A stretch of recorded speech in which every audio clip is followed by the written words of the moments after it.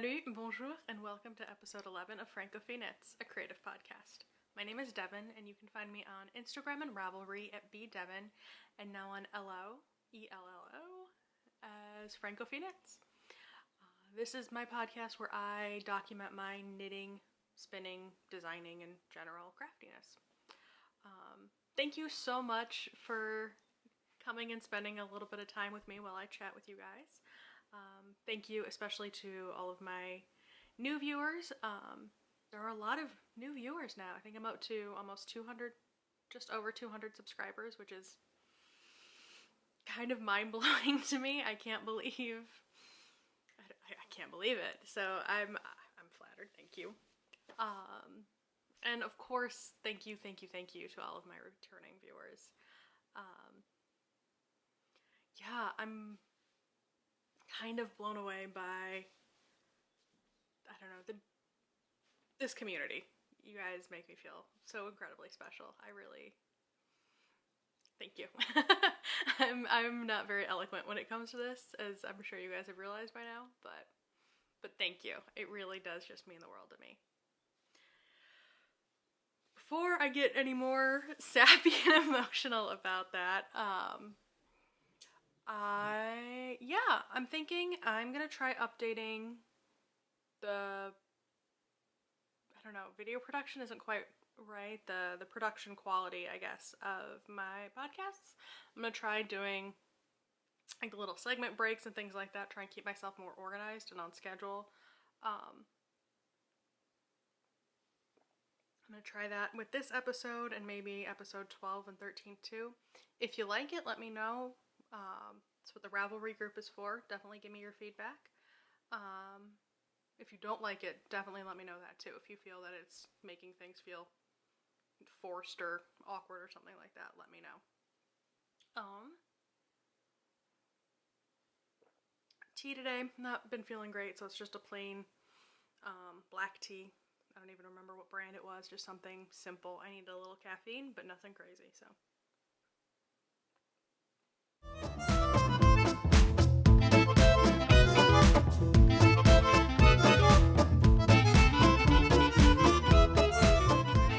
To begin my works in progress, I am going to start with my Little Prince socks. I'm calling them that because the yarn is from Opal, and they had a series of colors that were based on the book The Little Prince. Here is this Opal yarn. And it is gorgeous. I love it. I love those bright blues, purples, and then even the yellow. The brown is pretty cool in there too. It kind of helps balance that out.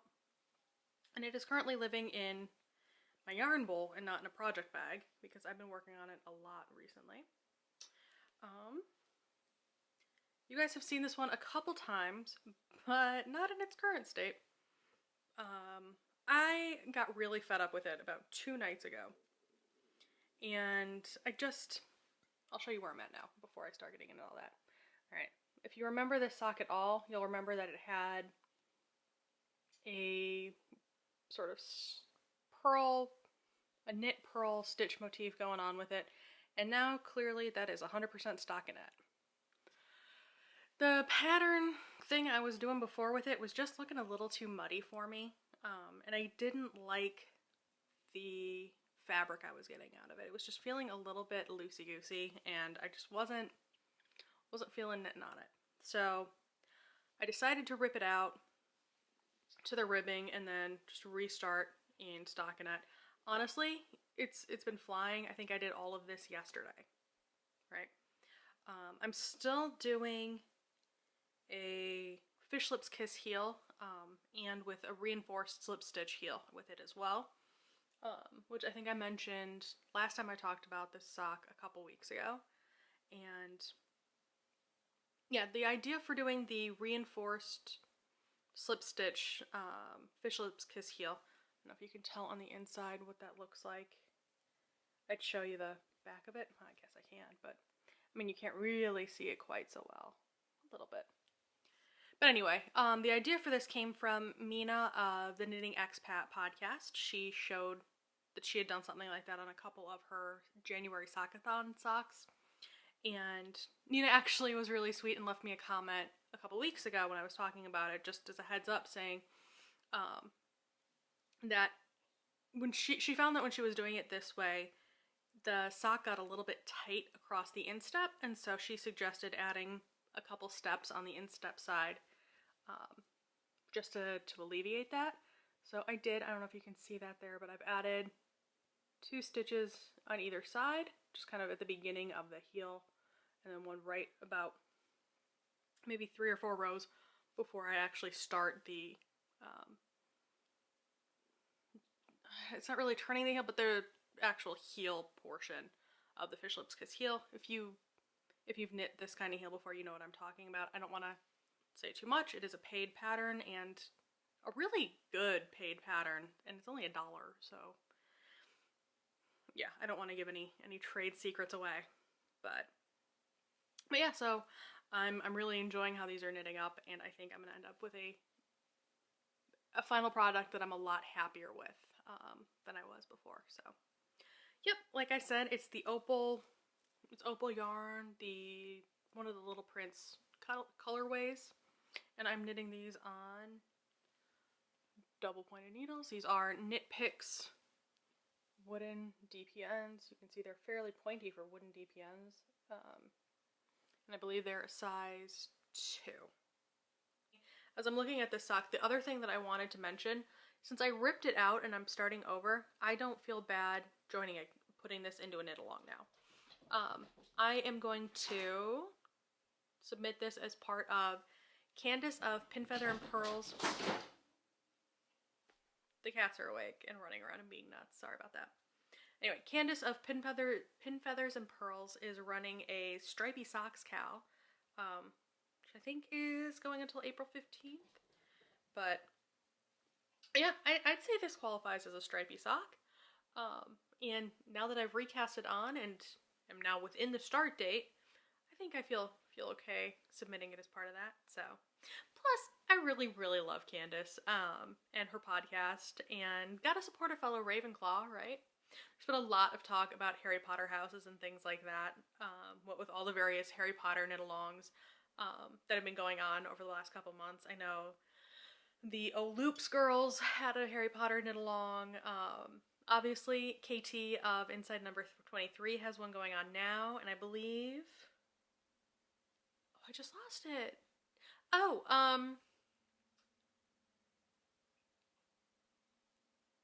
the Knitting Broomstick Vegan Jelly is also, I think, doing a Harry Potter knit-along next month.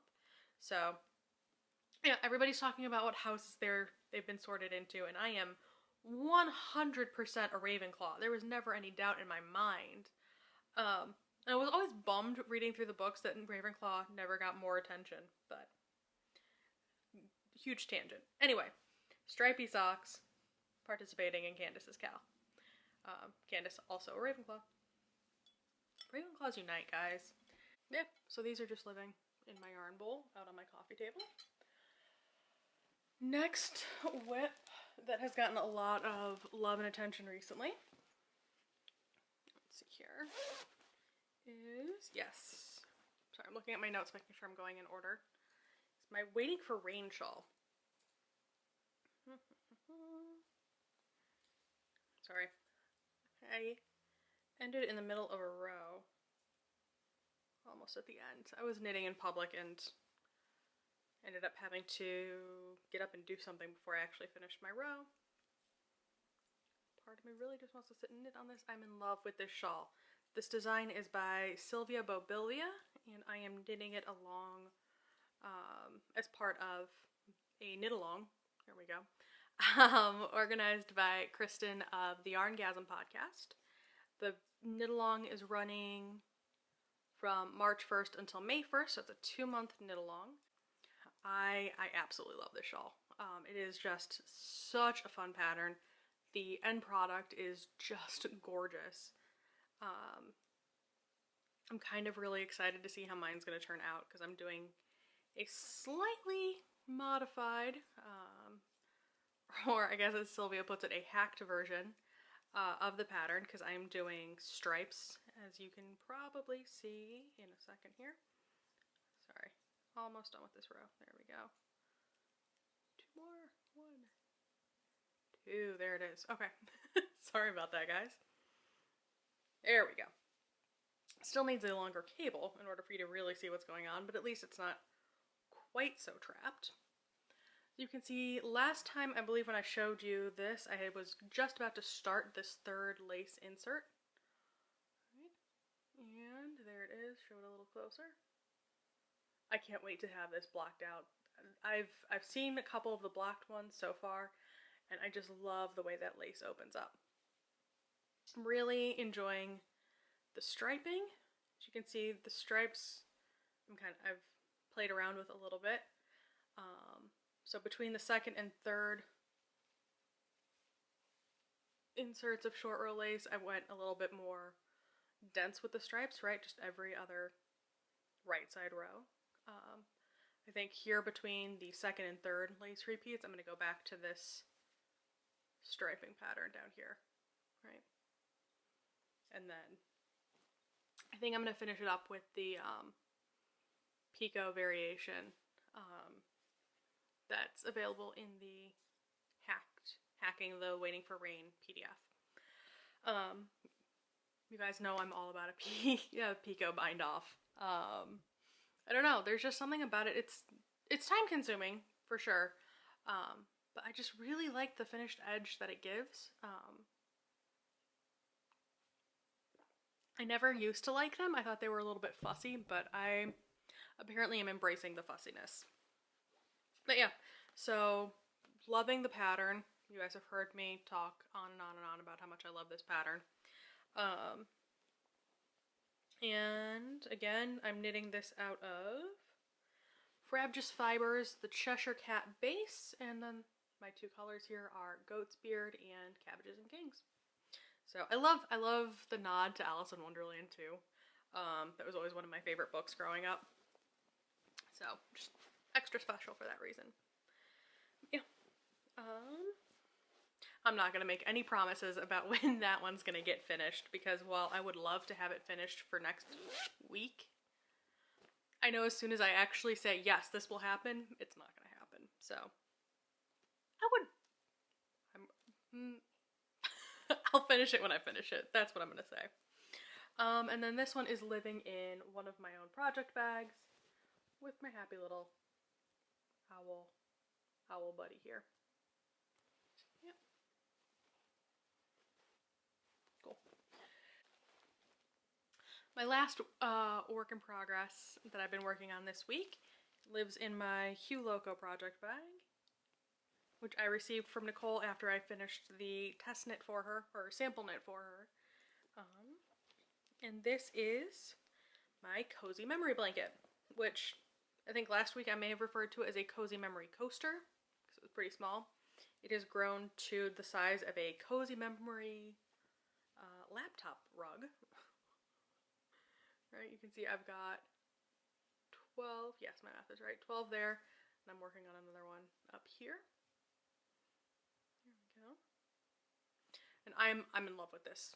It's tiny, for sure. It's got a long way to go, but I'm having so much fun working on this. It's so, I don't know, so satisfying. Especially because I've been having a hard time focusing on just one project recently. Being able to jump from yarn to yarn, and, you know, figuring out the direction to cast on and all that kind of stuff to get that diamond shape. It's just been really, really fun, really interesting, which is kind of what I need right now. Not too mentally taxing, but good. And I'm knitting this on my ginormously long Xiaogu needles, fixed circulars. They are US 2s. I think that's about a 2.75 millimeter needle, and I'm in love with these. These may now be my favorite fixed circular needles. I've been a fan of the Addy Sock Rockets and the Addy Turbo Lace for a really long time, but I may be a Xiaogu convert here. They're really pointy, right? Without being painfully so. And the cable on these is just great. It has almost no memory, so I'm not having to fiddle with it and adjust it and all of that stuff as I'm knitting.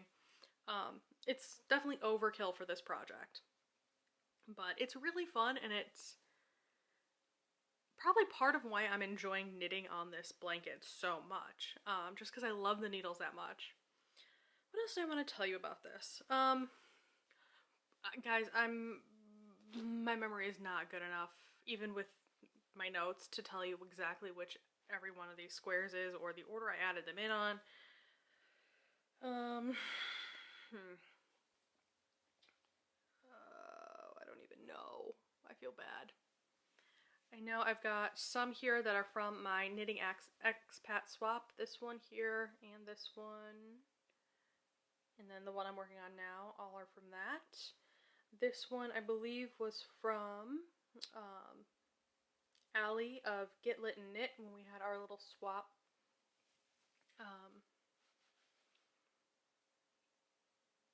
Last Monday when I met up with them.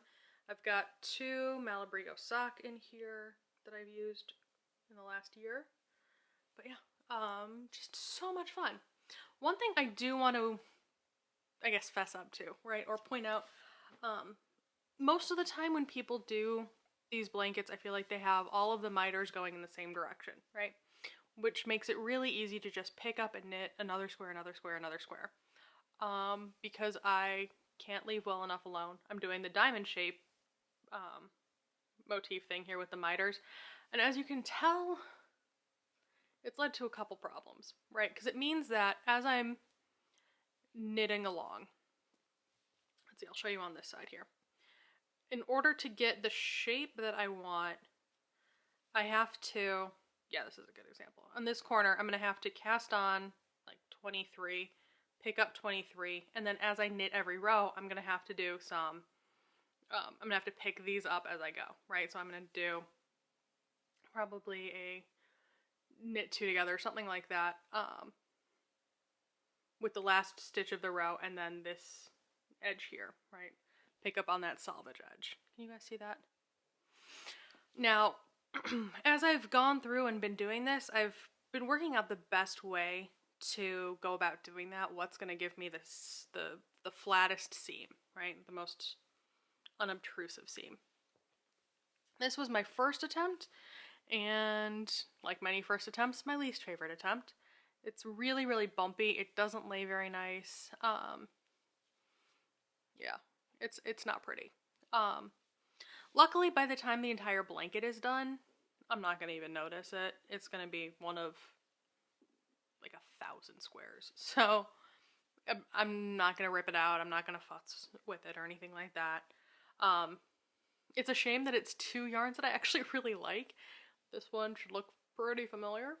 And then this one was part of the swap. So, you know, two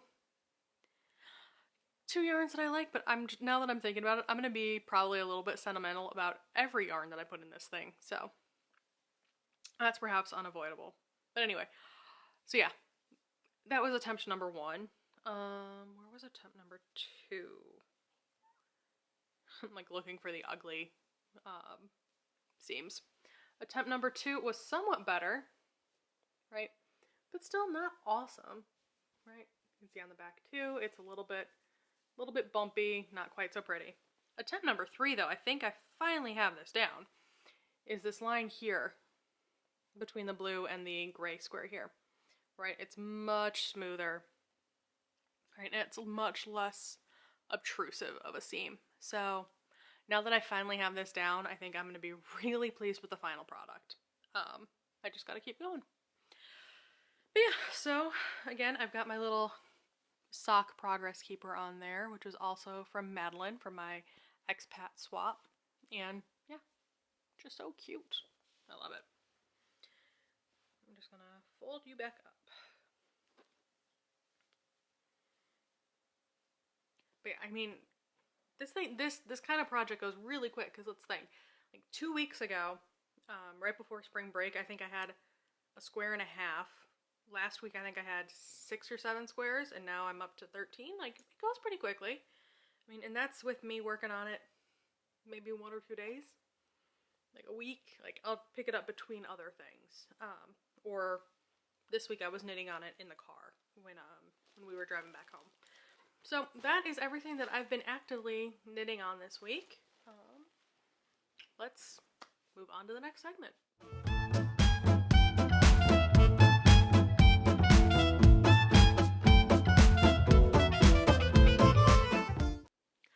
Okay, so as you may remember, if you watched last week's episode, my mom was super generous and got me a spinning wheel for my birthday. And yeah, I have been kind of obsessively playing with it ever since. So when she got the spinning wheel, she got it used from a woman up in Chicago. And the woman was nice enough to give her a little bit of fiber for me to play with along with the wheel. So thinking that I didn't really want to drop spindle or anything like that while I was traveling, I just really wanted to focus on knitting. I didn't bring any of my fiber with me up to Chicago. So I played around with the free stuff, and while it was very, very generous for her to include the fiber, it really wasn't the best quality, and I think that's partly because it had gotten old. I'm not sure if that's actually a thing, if like fiber, I don't know if it dries out, I don't know if that's real or not, or if it just really wasn't the best quality to begin with, I don't know, but it wasn't drafting very smoothly. And of course part of that is the fact that I'm completely new at this whole spinning wheel thing. I have used a spinning wheel once before, maybe twice. But yeah, so I was starting to get a little bit discouraged, especially when we were up at Jordan's parents and they were asking for, you know, a demonstration because it's a new toy. Everybody wants to see how it works. And I was having a hard time with it. So I was starting to second guess things and wonder, oh, what has happened? What have I done? Maybe this wasn't a good idea.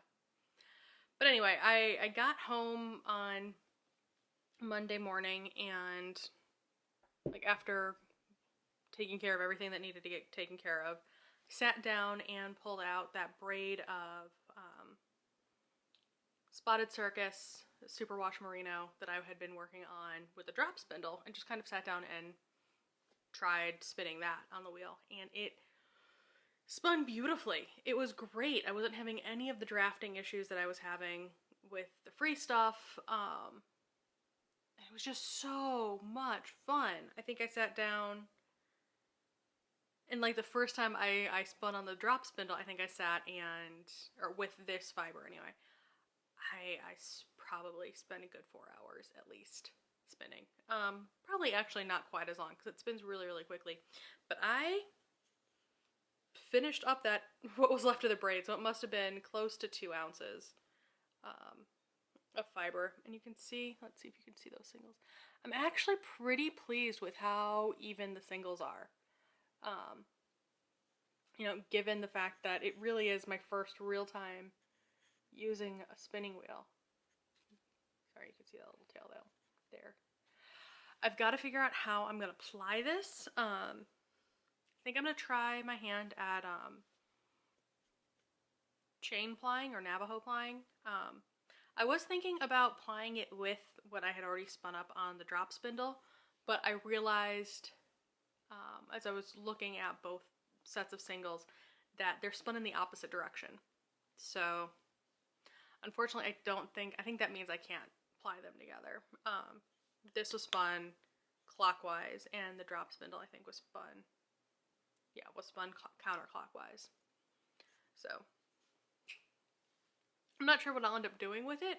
Probably just cherishing it because it's the first thing I've ever really spun on my wheel, but I can't wait to show you guys what this looks like all plied up. Honestly, I'll probably put it in the cozy memory blanket as a square. I also posted a picture on Instagram showing the difference between the first attempt at spinning and the second, which is here. I'm going to show you that. You can see, I mean, it's a major difference. So yeah, clearly I'm learning something. And then what else? I also broke out some of my stuff from fondant fiber too, because I can't leave well enough alone apparently, and have been spinning up some of those little fuzzlings that I got from Deb. So lots of fun playing around with color management and all that kind of stuff. Something I didn't really worry about too much with that braid, but yeah, I can't wait to give you guys more updates on how that ends up progressing.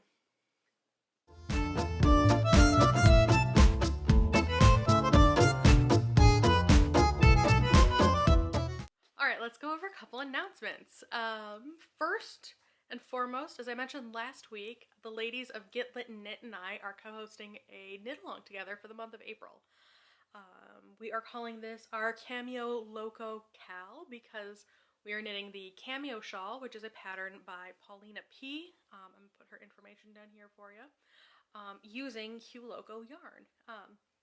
The inspiration for this knit along and everything is honestly this right here. This is a skein of Hue Loco Glitz. The colorway is Stardust. Can you guys see that? And it is gorgeous. Absolutely beautiful yarn. So like I said last week, Allie and I think Abby too, got skeins of this over the last couple months, and we spent a fair deal of time trying to come up with the right pattern for this beautiful skein of yarn. And after searching high and low, and we talked about this forever, guys. It really, we put a lot of effort into picking the right pattern. We are really excited about how this is going to look in the Cameo shawl. But yeah, so the way we're going to do this is everybody who knits the shawl, who participates in the knit along, is going to get like 1 point in there, or going to get entered once for drawings, for giveaways and things like that, for prizes. And if you knit your shawl using at least one skein, like one of the colors in Hue Loco yarn, you can get kind of double entered, right? And you can feel free to double dip, enter your finished object in my Ravelry group and in theirs, because we're going to have separate prizes in both groups. But yeah, it should be a lot of fun. So like I said, April 1st to I think May 1st, we're going to just do the month. And yeah, I will talk to you guys more about specific prizes and things like that probably next week. But yeah, do know that there will be some Hue Loco yarn up for grabs as part of one of the prizes, so keep your eyes peeled. Next announcement, and this is one I've been sitting on forever. So you guys remember, maybe you guys remember, I was playing around with some mini skeins from Beautiful Mess Yarn Works, dyed up by Jamie, right? I can actually show you what those look like. I'd apologize for whatever crinkling you may be hearing right now, but I'm going to follow the lead of the ladies of Legacy Knits and say, embrace the crinkle, guys. Crinkling is good. Crinkling means happiness. No, that's not entirely true, but yeah, I'm not going to feel bad about any crinkling you may hear. But anyway, so we've got a couple here, a couple samples of these minis all knit up. Right. And so we've got a Stellina base here. We've got, this one here is the merino and silk, and this is the merino and nylon base, and they are all gorgeous. I love these bases. I love this yarn. The way it drapes is just gorgeous. The stitch definition on the lace, I'm in love with. And so part of all of this is because Jamie and I are collaborating on kits for my Amboise shawl. The pattern is going to be released April 14th, and in advance of that, we are putting together some kits which will be available for sale on her Etsy shop April 1st. So we've been collaborating on color schemes and things like that, on the bases. We're going to have kits available with Stellina in the wool and silk blend. Sorry, there's a woodpecker living in my backyard, so if you hear that tapping, it's not construction, it's just nature. Not much you can do about it. And then anyway, the wool and nylon blend. The colorways aren't going to look like what I'm showing you here. They're all going to be sort of tonals to semi-solids. And each kit is going to include 2 skeins of yarn, one for the body of the shawl and one for the border.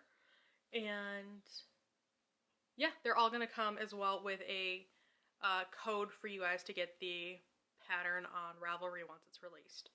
So yeah, kits are going to be up there April 1st, like I said, and that will also include some pre-orders too, just in case there's more interest than kits available. And guys, her yarn is just beautiful. She's been sending me pictures along the way as she's dyeing everything up, and I want it all. Like, I'm having a hard time not just being like, hey Jamie, you want to just send that all to me instead of making that available for sale to the public, because I would happily just knit on this for the rest of my life. It's so pretty. So pretty. I'm actually going to I'm going to show you guys a picture here of 4 of the skeins she's already dyed up so far. So you've got a brown and a turquoise, and then this sort of cream and pistachio color. Those are going to be 2 separate kits. And I believe both of those kits are on her stellina base. And it's, again, just enough stellina to make it interesting, but not like overpoweringly so. But yeah, so keep your eyes out for that, and also be on the lookout for some fun announcements on both of our Instagram pages. We're gonna have a fun little announcement adding on to that on Friday this week. So that's gonna be, days of the week are hard. 3/25, March 25th. But yeah, so yeah, keep your eyes open. It's gonna be really, really good. I can't wait.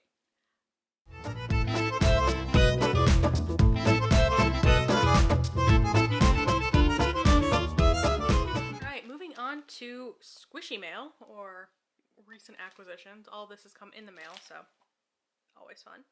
I'm going to start with what's been crinkling, and this is some awesome stuff from, again, Jamie of Beautiful Mess Yarn Works. I'm going to open up the crinkling thing here real quick. Sorry. Nope, not apologizing. Embrace the crinkle. This first one here, look at these colors. I love them.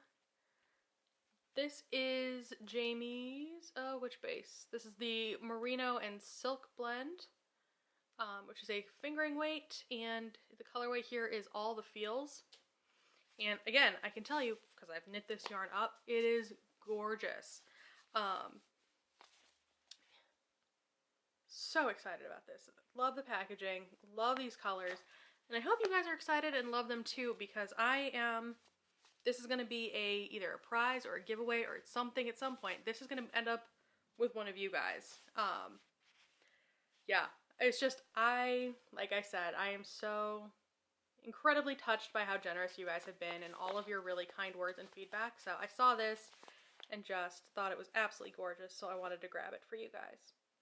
So be on the lookout for when you're going to have a chance to win this.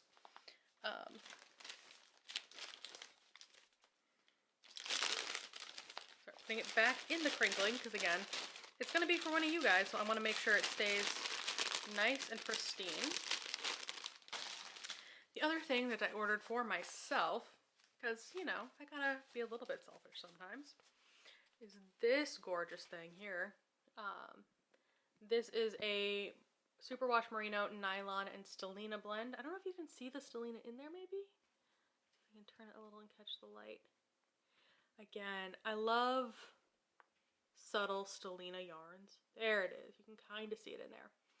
This colorway here is called Ominous Skies, and it's just this gorgeous purpley gray color, which I think is going to pair really, really nicely with this Stardust.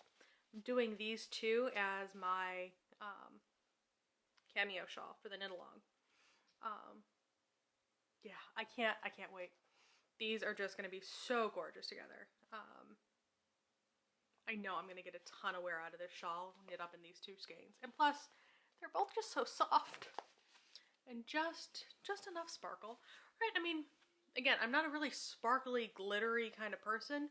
But, I mean, this is also knit up with some stellina in it. And it's just, you can barely tell. It's just enough to keep it interesting. And, yeah. Yeah, I'm obsessed. It took me years to get on the stellina bandwagon, but I am solidly on the bandwagon now, guys. So, all of this in the mail this week. I can't get over this one. It's just so soft. I can't wait. It's going to be so good. Having to hold myself back. The other thing that came in the mail.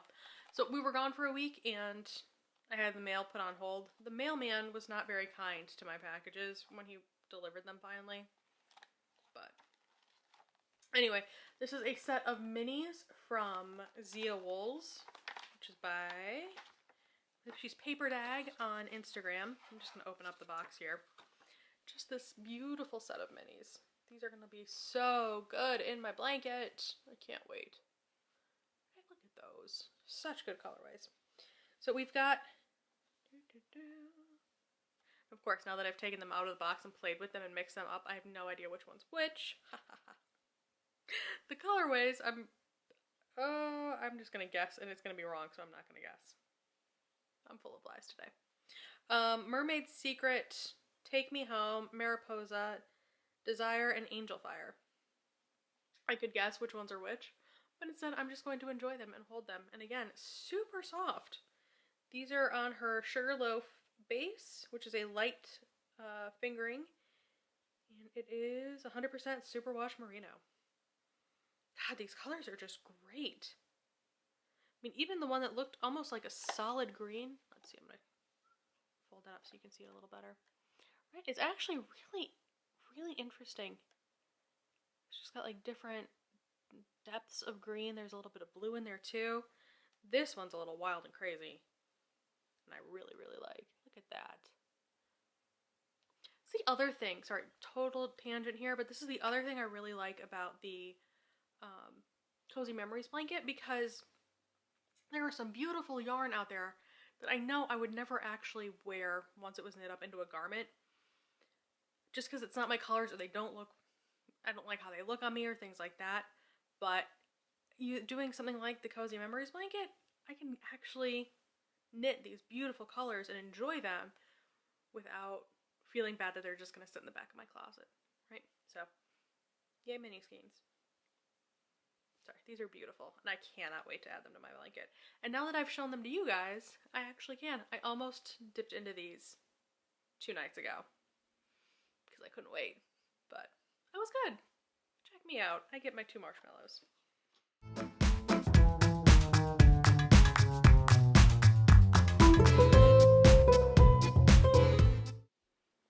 Alright, the last thing I wanted to talk to you guys about today, apparently Layla has decided to help me with my answer here.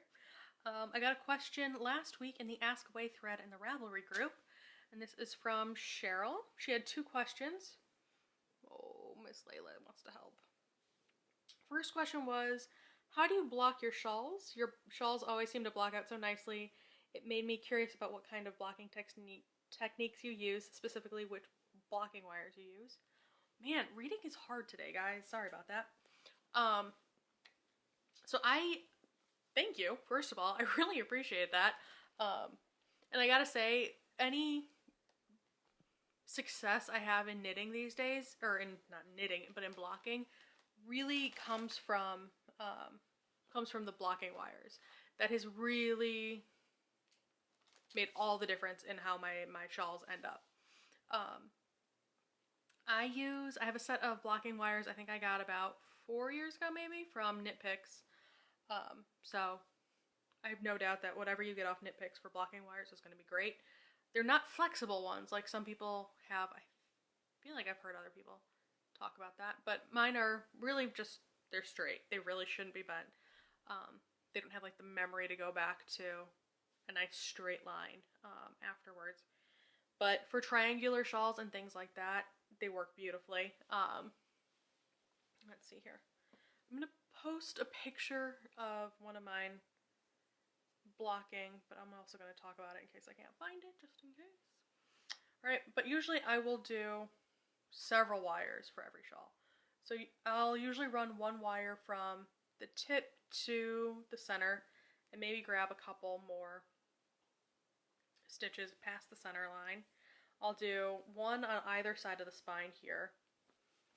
Right, so kind of run that through those eyelets, those openings. And then I think on this shawl I ended up using 2 wires through the picots, right, to get that all nice and straightened out. And of course, as I've worn it, it's flopped back and curled a little bit. But yeah, so you run the wires in, and I'm going to show you closer. Usually when I'm running the wires through, I'll go through the eyelets and go, you know, under one and over the next, under one over the next. If I don't have eyelets along the edge like this, I'll run it through the garter or whatever the edging is. Usually with like a stitch or so in from the edge so as not to pull on it too much. And then I'll pin, like I've said, I like to block my stuff fairly aggressively. I really want to stretch that out as much as I can, just because I like the way it drapes better. But I'll usually start by pinning along the top, so starting in the center and working my way out to each side. And then once I have the top all pinned out, I'll start with one pin down here at the bottom and then work my way toward the middle. And typically I'll pin out,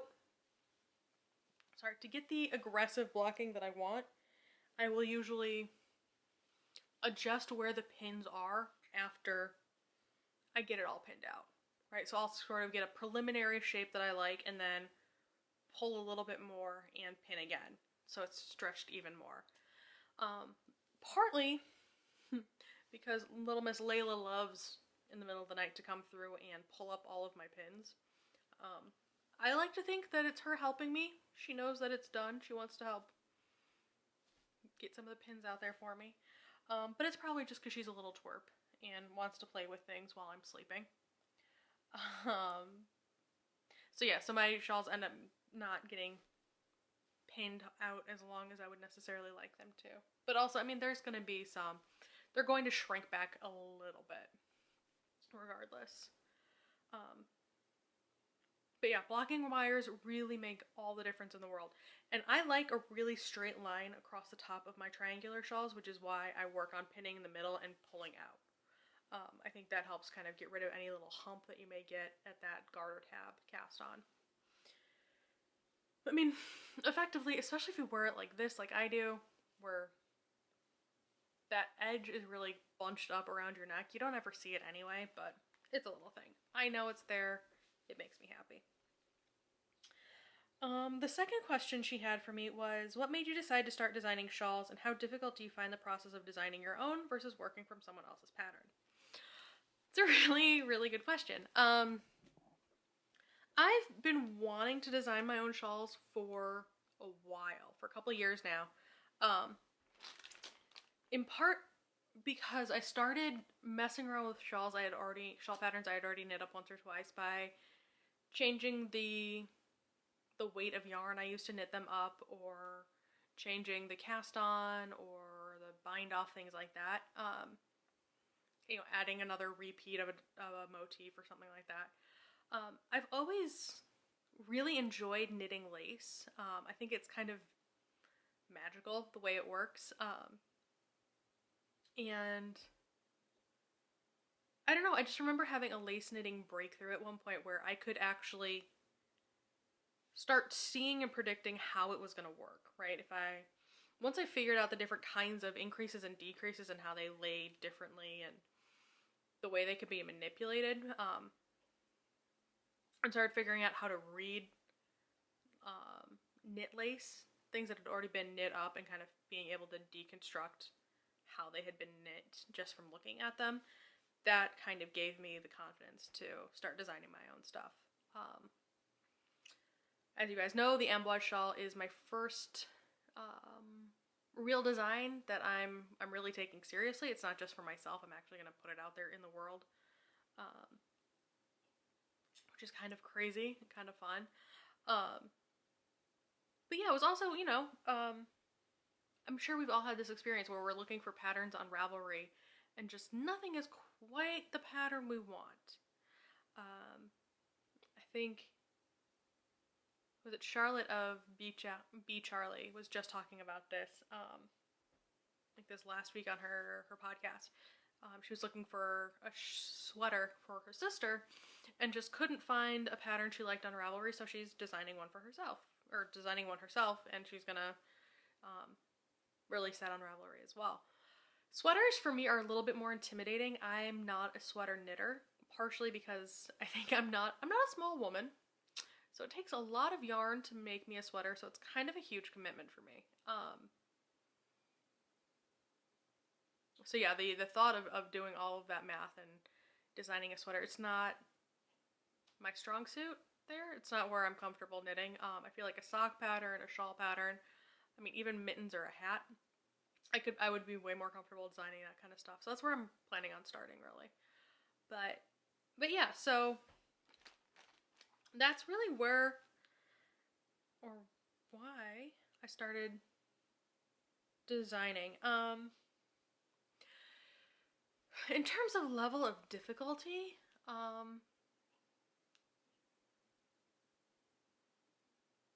it's, in some ways it's a little bit easier because I know the logic behind my own design, right? Like I'm coming up with it. I know what I'm expecting. I'm not going to get tripped up by my directions, right? The difficulty of designing versus working off of somebody else's thing is somebody else's pattern is done, right? Like I struggled with the border for my amboise shawl for weeks, trying to figure out what was going to be the right pattern. You guys saw that process. Right, that first attempt that I didn't end up liking with the applied border, going back, reworking it, and now I'm actually happy with what I came up with. So that's definitely a lot more stressful, but in terms of the actual sitting down and knitting, I like the design process. I like getting to mess around and play with the yarn. But, you know, after the design, after the amboise shawl, I definitely wanted to knit up somebody else's pattern, just so I didn't have to think in the same way while I was knitting. Cheryl, I hope that answered your question. I hope that was remotely interesting for you guys. But yeah, if you guys have any other questions for me, please go ahead and ask away. I've got the Ask Away thread. That is what it is there for. Other than that, I believe that's everything for today. So again, you can find me on Instagram and Ravelry at bdevon, and like I just mentioned, we do have that Instagram group. Whoa, that's not true. We have that Ravelry group. Come join, say hi. We've got an introductions thread, so definitely come say hi.